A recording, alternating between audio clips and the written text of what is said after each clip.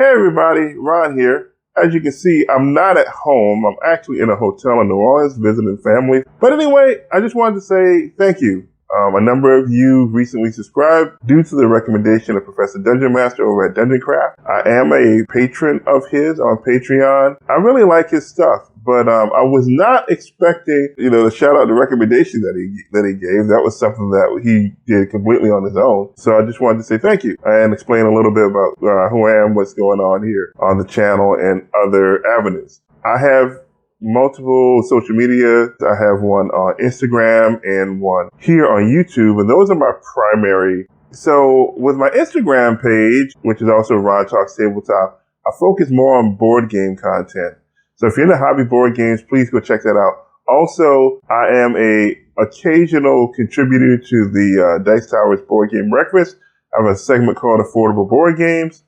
Board games that have an MSRP of $30 or less. I know that folks can really appreciate board games that cost less but are still good for various reasons. My Instagram is mainly board games, but I do talk about role-playing games over there too.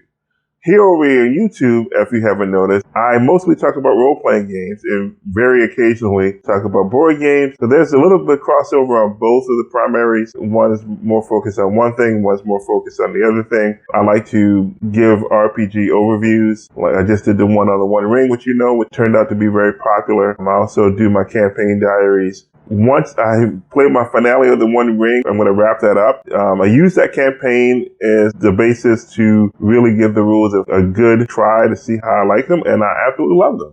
I've covered, Iron Sworn and the Tiny D6 system, Index Card RPG. Not sure what I'm going to cover next as far as that stuff is concerned, but there will be something. I'm always looking at games. As a matter of fact, while I'm thinking about it, I'm back on the Honor and Intrigue. I really want to run that game and give it a try. That is a swashbuckling game based on the Barbarians of Lemuria game, which I never played. A little bit of a story about that if you care about this kind of stuff. I bought a 7th Sea bundle. 7th Sea is a rich world of swashbuckling adventure, in the vein of Count of Monte Cristo and Three Musketeers and whatnot.